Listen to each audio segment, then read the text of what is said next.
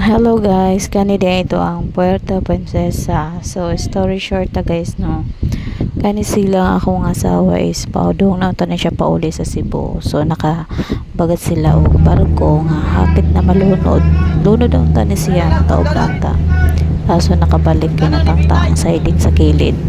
So mo na ilang sitwasyon karon madini akong bana kanina video.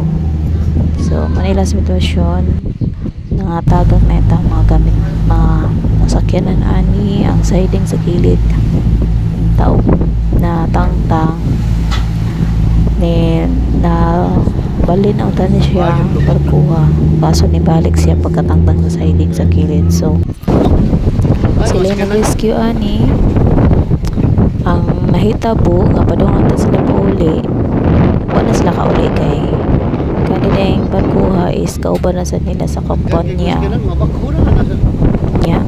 So digid ni pabiyaan sa pisina yung barkuha. So karon guys mga December ni siya last 2024 December 22 kaya rin ito sinasama Pasko wala sila madayon tong daling barkuha karon guys kay na-clear na sila ron sa Coast Guard kuwara pauli na sila Cebu ilan na silang guro yun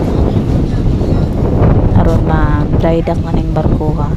So nakakuan mo sa video sa kumba na lagot kaayo manilay nilang kapitan kinagwapuhang kapitan Copper Malo nagay rason ang Ginoo nga nung sila dyan nakarescue ng barko kanina sila biyahe din sila padong Spratly Island sa Kalayaan pero wag sugot ilang kapitan kay dagan kay pirata nga to mga Coast Guard sa China pangbasig pagpangalan sila tagay ba o kay taga China ba yan. So pagkukuron magay taga mga bangka sa Coast Guard sa China saan na lang kani sila no.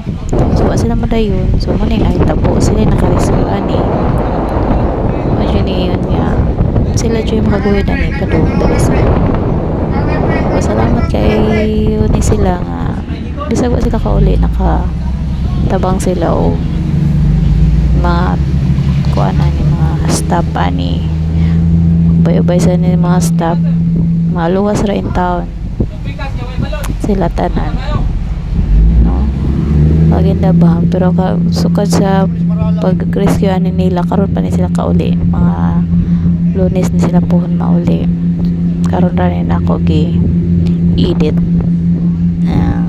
video na nangambak ito ng mga kuano na duha day ni kabarko ang nag-rescue usa ka green na puno sa container ba no gani silang tagbo.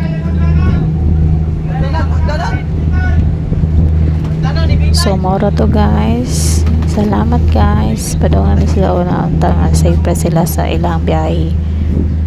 Thank you guys.